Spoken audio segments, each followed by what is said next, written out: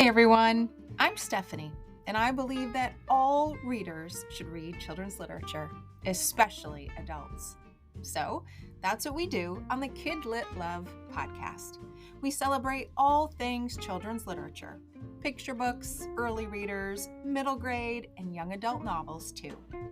Whether you're an adult reading to your inner child or connecting the young readers in your lives with fantastic books, you've come to the right place. Each week, we'll talk to a different children's literature author and discuss their books, their hopes and dreams for readers, their writing process, and much, much more. So, grab a notebook to build your TBR, and let's get to today's episode of KidLit Love.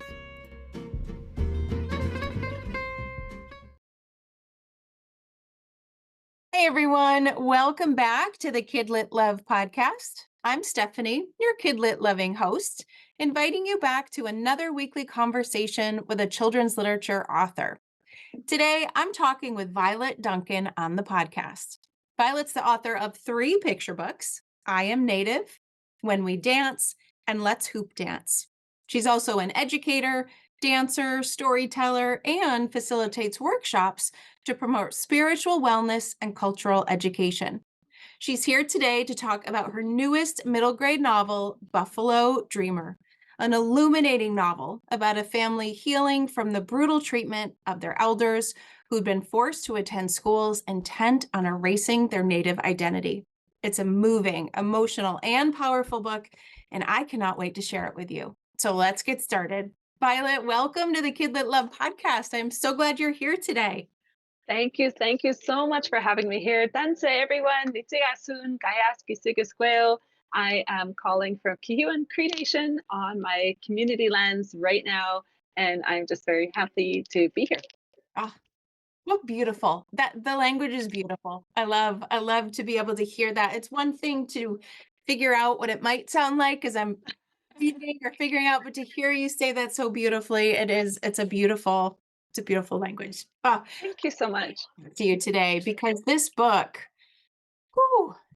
is powerful, it's emotional, it's moving. I've got a whole list of adjectives that I could use that just socked me right in the heart as I read it. But before we get there, before we get to Buffalo Dreamer, I would love for you to tell us a little bit about you and your journey to writing books for kids. Well, my journey, I would say that started way back when I was a little one. I come from a family of storytellers. Both of my parents are incredible storytellers. And then I married into storytellers. My father-in-law is just a profound storyteller in Apache territory. So when we would travel all across Canada or the United States in the summertime, instead of listening to the radio or we didn't have iPads yet or tablets yet, we would hear stories. We would be passing through the mountains and we'd hear about the sleeping giants. We would be passing through the Great Lakes and hear about all of the water monsters that were inside. We would learn about the medicinal properties of the plants. So the strawberry, the story of the strawberry, we would hear about the traditional people's territory that we were on. So it really helped us connect and ground ourselves as children. And hearing those stories, traditional or trickster or from creation, really helped me become a storyteller and to share my life through writing. And I started, I guess, when I could first learn how to write. I have all of these crazy stories that my parents keep still at their house. And then naturally, when I became a mom, I was like, this baby needs a story. And so the very first story I ever wrote for my very firstborn, Manaya, is called When We Dance. And it's a story about a mother and a daughter learning the traditional ways of why we dance, who we dance for. And that one is actually coming out through Penguin Random House. So it's coming full circle. It was self-published and now it's going to be traditionally published. It's going to be out in the world. And I'm just so pleased with that one. Oh, I love that because, there's so much to learn, at least from my end, about the whole publishing industry. How the book literally goes from an idea to a book that we can hold in our hands is far more complicated than I ever dreamed. And that's from this end. I can't even imagine what it is from your end, but that is exciting to go from I'm going to put this idea out there and then to have a tradition, so-called traditional publisher pick it up. Wow, congratulations. Thank you, thank you. It was one of those stories where it just I'm learning now what kind because you kind of find out what kind of writer you are, and that story just came right out of my heart. One evening when I had 3 babies at the time, and the house was finally clean, and everyone was eating dinner, and Dad took the babies out to the playground, and I had some peace, and that story just came out, and I was like, I don't know what to do with this story. I really like it, and my husband said, "Why don't you make some illustrations so you can read it to her?" And at the time, finding literature and stories that look like us, like Right. modern families, modern stories, with like a TV and an actual house, it was actually very hard to find. So trying to find books that looked like my baby girl with families like ours, with grandparents and aunties and uncles, um, I decided to make that story for her. And so that's how When We Dance came about. And I'm just so happy that people liked it. Other people were like, this, we need this story out there. Other young parents were like, this is really beautiful. And then that kind of started my self-publishing journey. I started to write for my son. I wrote for my next daughter. My children became my inspiration. And now they're getting bigger. My oldest is 15. That baby grew and grew. And now this book is basically for her as she goes into young adulthood and she's learning the ways of our past and kind of coming to terms with it. This book is just kind of watching her life as a outsider and saying, I wonder how she's dealing with all this. Because when I was a teen, learning about residential school, learning about this trauma, it was a lot, and there was no book to look at as a mirror or as a window. And I hope that this book becomes that for other young people like her. Oh gosh, there's so much beauty in everything you just said. It sounds like you really came full circle because you grew up with those stories and surrounded by those stories, and then you became the one writing them down for the future generation, your own children, but then luckily for all of us, everybody else that gets to read it. And you mentioned writing it so that there was accurate representation, but I think there's also such power and not only seeing yourself in the book, but seeing, right? Seeing that from someone who doesn't have that perspective and who walks away with a bigger understanding of what the world is actually like, what happened in the past. Just so, so much. I'm so glad that it just went from this natural progression of I heard stories, I told stories, and now your kids must be honored and excited. I have teenagers, so I know maybe it's not overt honored. Somewhere in there, they are really proud and excited. They actually are really good cheerleaders. I'm really happy. They're my first editors. I'm like, how is this? Is this okay? Is this too much? Am I getting too sad here? Am I getting too corny here? Yeah. And they let me know. They're very honest. I was gonna say teenagers are they're young kids don't have a filter, and then I think they lose it again, and it's their teenager. So I'm sure they were honest in their feedback. They are. They are. They're actually. I didn't let them see the full book at the end, so they're like, nope, we don't want it until we have it in our hands. And so I'm like, when they read it, I'll be like, biting my Yes, nails on pins and needles, like, so how did we do? yes. Oh, I love it. Oh, well, let's go there. Let's talk a little bit more specifically about Buffalo Dreamer. I said I had a laundry list of beautiful adjectives that I could use to describe it. Powerful, it's emotional, it's eye-opening, it's heart-opening, it's unsettling, it's Oh hopeful, wow. right? You have such a range. I felt like as a reader, I went through such a range of emotions right alongside Summer, who is one of the main characters in the book. And your format that you've chosen of what's happening right now versus what's happening in her dreams, just this beautiful back and forth that made it feel so seamless yet so real. Like I felt the emotion. I felt her emotion, and who I could just go on and on with that list of words. It's just it's beautiful. It's beautiful. So Thank you. I want you to talk about it. Kind of tell the listener who hasn't heard of it yet, hasn't gotten to read it yet. What is Buffalo Dreamer about? What, in your own words, how would you say that? Okay, well, thank you so much for all of your adjectives. I You're love most that so much. welcome. I love that so much.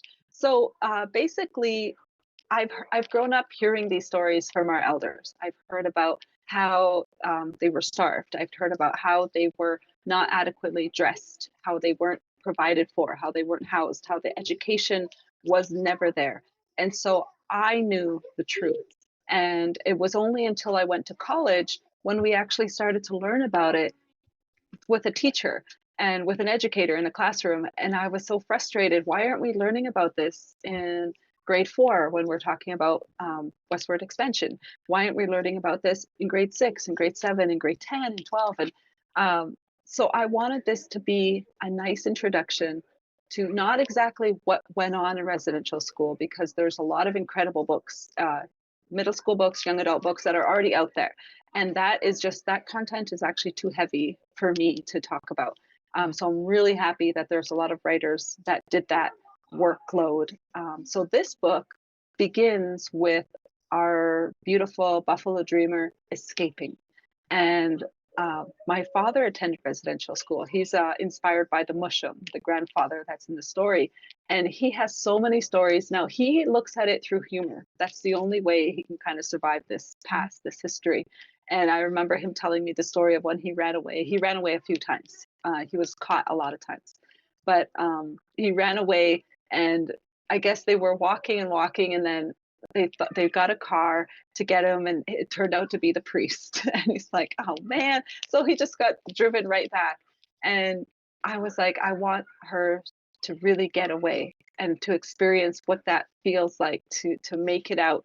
And we don't really know, what happens, because our elders don't really kind of give us that bridge to between residential school and when their life really began. And I think maybe because it didn't, because they still grew up with that, and a lot of our elders had passed away, not sharing their stories with the world. So I wanted it to be an introduction to residential school, to understand that this was horrific, that this was something we were not wanting to do. But I also wanted it to be like from my daughter's perspective, from my son's perspective, Yeah. to see it through like new eyes, that this happened, this really happened, and this happened to our grandfather, to our Mushup. How come he doesn't want to talk about it?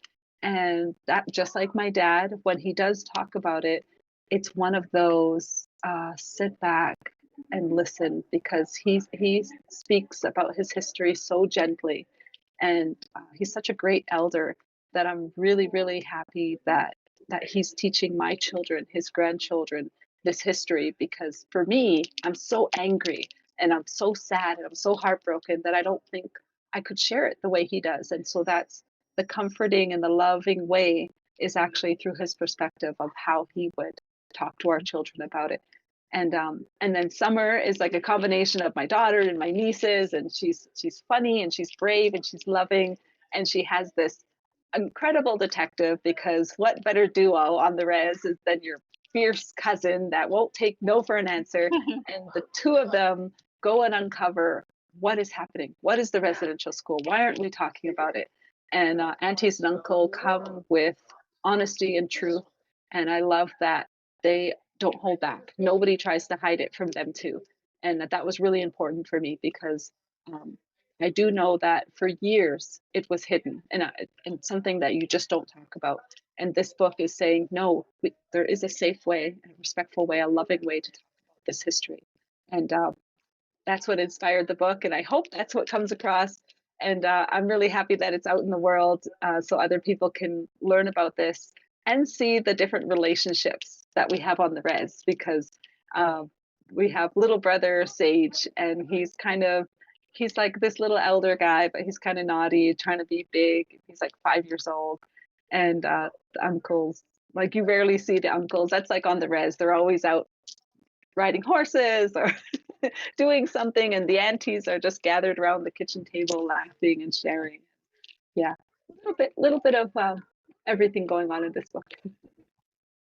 Well, and that's also why I think I loved it so much, because you have you have these family bonds that were just so beautiful to read about and to experience, right? The bonds between the cousins, between the mother and daughter, the brother, the cousin, and just the entire book was just enveloped in love, like, and just this feeling of belonging that as a reader, I could really, really feel.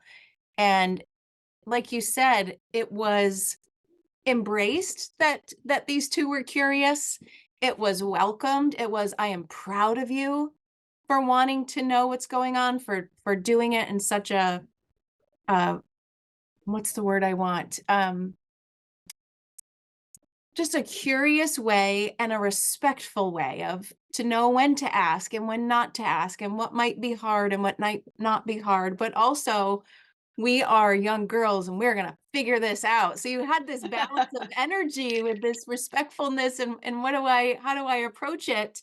And I don't like to give spoilers on the podcast, but oh, the ending where it all came together. Because I mentioned there are these two timelines. You've got present, and then you have, well, I shouldn't say timelines, I guess. I guess I should say timelines and dreams, right? That Yeah. that go back and forth. That just give you this picture of the past to the present. And then when you just see it, oh, I don't want to give spoilers. When you see it, like, oh, it's you get the goosebumps, you get the feels, and it's just it feels like even though there is very hard information in it that people need to know about, you just get this sense of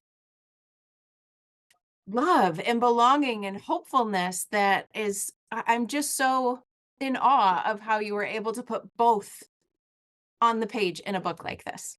Thank you. Thank you so much. It was tricky. I mean, I remember when I would write, I mean, I could write whenever I possibly could. And so there was one specific road trip that we were doing as a family to Santa Fe, New Mexico. And it was like 5 hours of road. Everyone had their snacks, everyone had their iPads powered up. We were all set. And I take out my laptop and I start writing. And it's this emotional part, and I'm like crying, and I have my music, and I'm writing and I'm writing and I'm writing, and I'm like, this has to feel right. And my husband's like, "Are you okay?" And I'm like, "Stop it! I'm in the moment." And trying to type it out. And when I was done, it just felt so good to have that wrapped up in that way, because that's exactly what I would hope for our elders. That's what I want them to feel. I want them to feel listened to, heard, Yes. respected, and loved. I want them to know that we see them, we hear them. And this book is a tribute to their their stories. And I'm so honored to be able to tell it in this way. My grandmother, my Cookum, passed on 2 years ago, but she knew I was writing this story, and she she had mixed feelings because not everyone felt the same way about residential school. Some people were like, it wasn't that bad. I remember going skating, and other people are like, it was the worst time of my entire life. So we have these contradicting views, and there's going to be different people who take this different ways. So I thought, okay, I want to make sure that my Cookum is heard, and that she feels that her history is respected, and that she doesn't, it's not a violation of that. But I also want them to know that we see you and we hear you, Yeah. and we want to um, we want to start this journey of healing even in our young people, because Yeah. they're learning about it, and they're kind of breaking and they're hurting, and they're like, this is what my parents went through, this is what my grandparents went through. Right. How do I begin my journey of healing? Because now I'm learning, this is what happened at home, this is why this type of holiday was never or happy. Or I always thought back to school for me was like, we get new outfits, we get new shoes. I'm so excited to go back to school, but it actually, the fall time is very triggering, because that's a lot of times when our elders were taken, and they were taken from the fields, they were taken from their homes, 5 years old, sometimes 4 years old. And so my joyous time of back to school was not met with joy when I would be. And I'm like, what is the problem? Why aren't people happy about going back to school? And that's because of our history, and learning that. I'm healing from that and saying, okay, this is not my fault, but I want to do better. And for my children, they need to know this so they can do better. And as we kind of grow more, we can learn when to speak softly and kinder, and learn when to listen or not listen, like this is not the time to be pushing someone. Um, and so it's a good tribute to our elders and to our children as they navigate these murky waters and make it more clear. Yeah. There's a line in the book, and I'm pretty sure that Autumn says it, that highlighted and I flagged and I sticky noted. I have a couple of them actually throughout the book. But the one that seems to most connect to what we're talking about here is it says, I'm scared about what we might find out, but finding out is better than being ignorant. That was such a powerful line, and just to be heard, to know their story is heard, to have other people hear it. Yes, it is hard, and as a reader, perhaps who has never experienced or doesn't know about that, yes, it is hard, but these stories, they have to be out there. They hearing them, feeling them, experiencing them, it just, as you said, it's one person at a time, right? Changing what you know about the world, and then therefore how you act in it. That's the beauty, I think, of books like this that give us that gift of understanding. Yeah, it is scary. When we ask what happened, we never know what the story is going to be. And so it's the way I also took it is when we do our ceremonies up in Cree country, it's always like 2 hours. You have to like there's something called Indian time. Let me just start with that. So if dinner is supposed to be or the feast is supposed to begin at 5 o'clock, it's usually not going to start until 7 o'clock or 6 o'clock. And there's this weird Indian time. Why is everyone so late? It's actually not because we're late. We actually all arrive at 5, but it's protocol. It's smudging, it's taking out the pipes, it's making sure our elders are fed and comfortable. It's making sure our children have a spot. It's just tending, and that becomes Indian time. So it's not like we're all just hanging out, waiting till 6 o'clock and then zooming over. Right. There's all of this protocol and respect that we have to take into account. And so we all know we were not going to eat until 7, but the feast does start at 5. And that's because we have all of this stuff that we have to do. And that's the same with going about when we talk about this with our elders, that there's protocol. That when you get a traditional story, when you ask a traditional storyteller, can you tell me a story? You come with protocol. Usually it's tobacco or sweetgrass, a little bit of money, and a blanket. And then you should be prepared to stay for the afternoon because our elders, they have time and we have time. And that's the protocol. It's not, okay, I got from 12 to 2, this is what I have blocked off. And it's like, no, first we're going to have tea and then we're going to talk and we're going to weigh out, how you're feeling, what I'm going to tell you. And sometimes those traditional storytellers will tell you a trickster story on why you should be patient, or tell you a creation story to let you know that it was actually not the humans that were here first. We are not the most important species here. This is more important.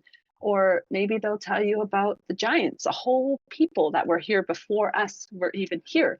And so it really gives you humility and respect and understanding that this rapid way that we live in society is not the only way.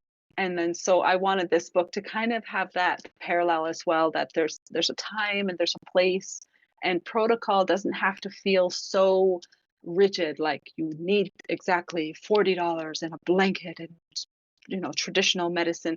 It's whatever you have, the time that you have, and whatever you need to. And I even speak about protocol when they're picking sweetgrass and what that means. And to me, I didn't even think to explain it because uh, it was just something that me and my children do. And so when my editor was like, "What is this? What is happening here? Can we have somebody explain it?" And I was like, "Oh, okay." Um, so I think it was really good that there's little tiny teaching moments within the book to understand that protocol doesn't have to feel so rigid about asking, permission. It's just getting some sweetgrass, getting some tobacco, or getting some tobacco and handing it off to someone and saying, "Can you go pick some sweetgrass for me?" And that person just puts tobacco down as a thank you, a little bit of prayer for the land for providing, and then we pick.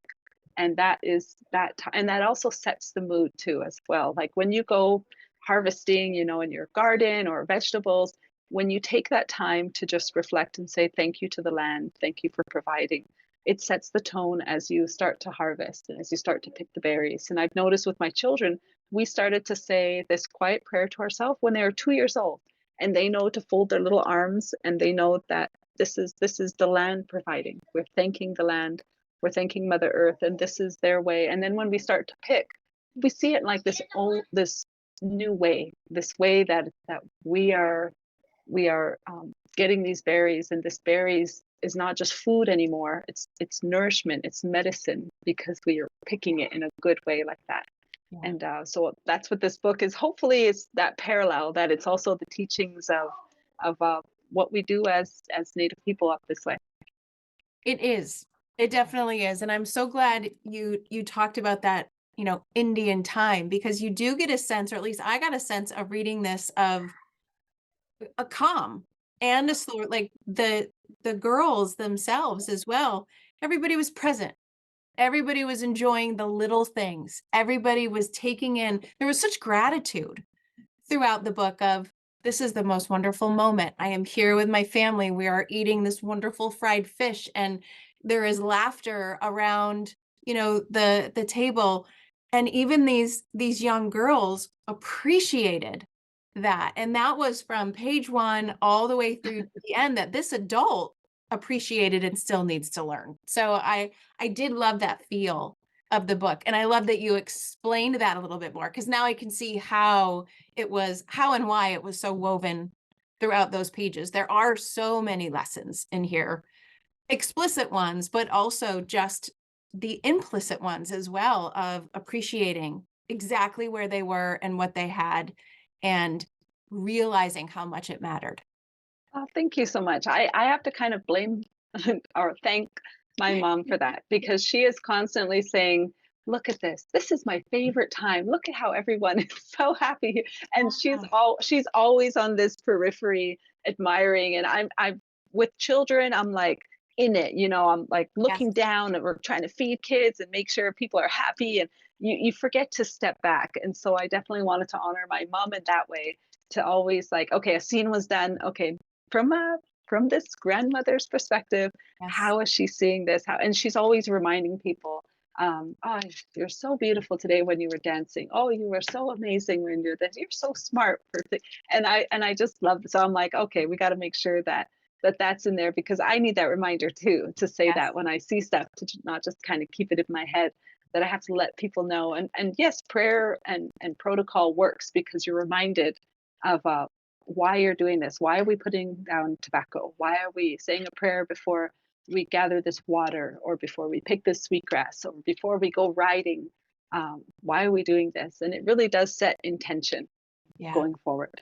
Yeah. It was a good reminder for me. I really appreciate Yay. it. Awesome. You do have an author's note at the end of the book, which I really loved and appreciated too. And there, at one point you said you hope that readers will seek out other books, will continue to learn, to explore, to be curious, to ask questions, um, to just spark this better understanding, better empathy. And I wanted to ask you kind of directly, what is your hope that when readers close that last page, they'll take away with them, or think about, or perhaps do or change? Is there something, as I know you write for your children and for everyone to kind of be seen. Do you have something that you hope for in this book, putting it into readers' hands? Well, for one, I do hope that somebody will say, so what is a residential school? What was I missing on this whole time? Right. And that they'll seek them out. There are, like I said, there's already a lot of middle school, young adult books, books like this, nice and short, that you can read. Specifically, it's called "I Am Not a Number" by Dr. Jenny K. Dupuan, Kathy Kaser. That is intense. It takes you right into the residential school, and it is heartbreaking. And it was really hard to get through, but stuff like that, our history, we need to read on that and understand that. So, and then we were alone by David A. Robertson. He also has another one that goes with that, but that one's a children's book. When I was 8, so there's just a lot of books out there that you can couple with this one that talk about Mhm. residential school. But I hope people will pick this up and say, like, because there's a lot of people that don't know about residential schools. And if you do, um, it's a way of saying this is what we're dealing with today. It's 2024. This is how families are today.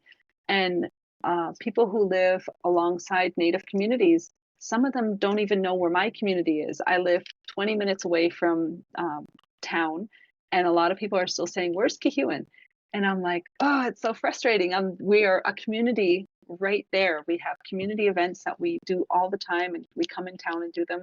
So I hope it will be that window to that a Native family is just like yours. We have grandparents and cousins and uncles, and our relationships are just like yours. Our homes are just like yours, and it will break down the stereotype of the stoic Indian, or even worse, what goes into those stereotypes. I hope that it will break that, and I hope that it will also let people know that, I don't know, that relationships don't have to feel static. That aunties and uncles kind of take on the role of mom and dad, and that especially in Indian country, but you can be like 8 years old and have a niece or a nephew already, and that's because it's not your cousin's cousin or your second cousin. Your cousin's child becomes your niece and your nephew, and so it's not decided upon what how family will how family would go. But I also wanted to hope that this will encourage educators to talk about this, Yeah. to learn about empathy, and that there's residential school survivors today and what they're going through today. Like, going forward, what can I do to support? What can I do to learn about it some more? And yeah, I hope that it will foster curiosity and compassion and a sense of social responsibility with educators and as well with students. Yeah. I mean, what better gift? That's what we're all after, right? That's Yeah. what we're here to build a better world. Ugh. Are there things that you're working on now that you can give us a sneak peek into? So it turned out I'm always writing, I'm always creating. So if it's not writing, I actually put down my pencil a couple of months ago, and I started picking up my beadwork again, because art is it's so important. Even if you don't view yourself as an artist, I actually didn't view myself as an artist. I just kind of mess around with paintbrushes and canvas. And my children and my husband were like, "You are an artist. You Yeah. are an artist. Say it out loud. You're an artist." And Blame it. I'm like, okay, okay, okay. So I know that. So I was painting so much a couple of years ago, and then I went into writing, and then right now I'm beading and I'm working on dolls. And so I love to just create and be inspired, because you never know when inspiration will hit, and if it's through beadwork. So right now I'm actually working on my husband's beaded fancy dance cape. I've been beading it all summer long. I hope to have it done in the fall time.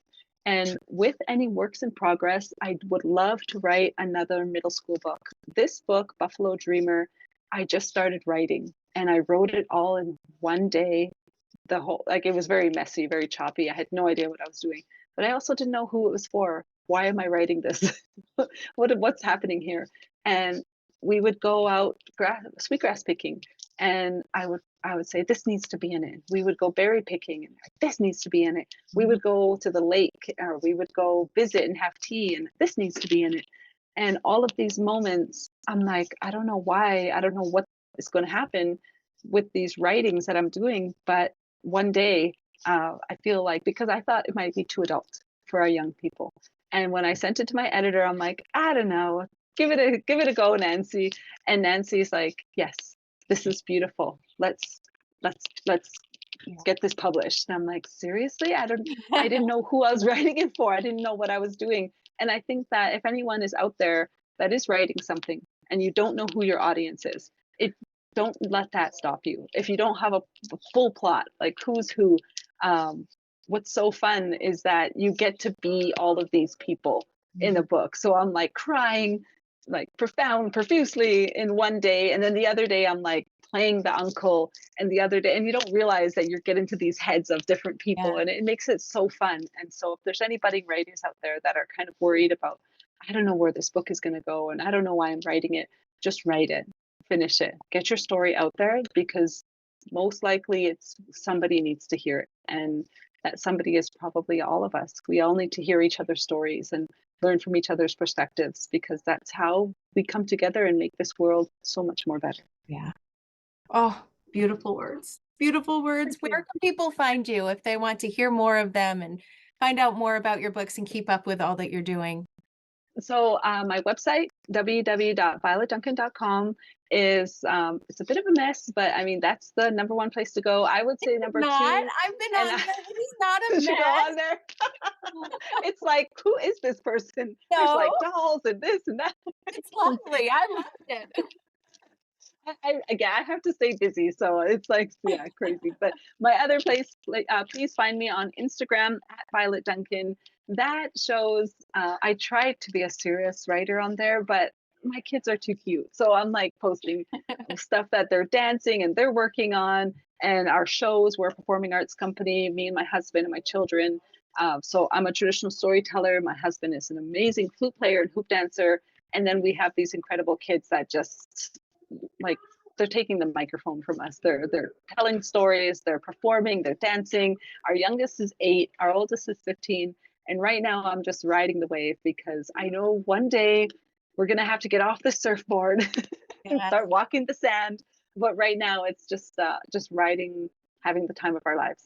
Enjoying every second of it, right? Oh, Yeah, oh, that's wonderful. Well, I will put links to your website, to your Instagram, of course, to your books, and I'll also make sure to include the book titles that you mentioned that readers might want to read alongside um, Buffalo Dreamer as well. thank you, thank you, yay. Well, thank you. Thank you so much for coming on and talking with us about this just incredible book. I can't wait for listeners to hear it. I can't wait for them to read it, to feel it, to be changed by it, and just see where it takes you. It's Thank beautiful. you. Thank you so much. Hi, everyone, and Askomen for listening. I hope you enjoy Buffalo Dreamer, and I appreciate you all so much. Hi. Thank you. And listeners, from me, thank you so much for listening, and I'll see you inside the next episode of the KidLit Love podcast.